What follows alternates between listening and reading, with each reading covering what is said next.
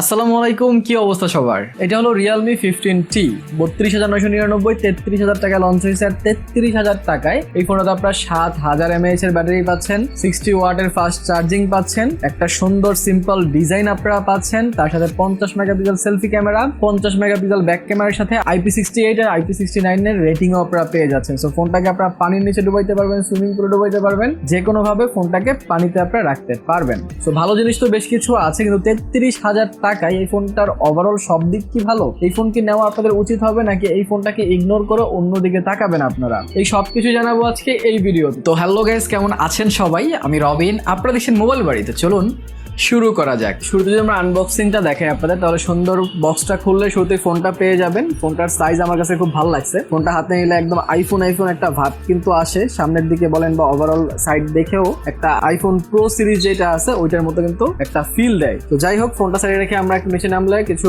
Paper work and SIM ejector পেয়ে যাবো, একটা কেসও দেওয়া আছে এটার সাথে। এগুলো সাইডে রেখে নিচে নামলে আপনার একটা 80 ওয়াটের অ্যাডাপ্টার পেয়ে যাবেন, এন্ড একটা টাইপ সি কেবলও কিন্তু পেয়ে যাচ্ছেন।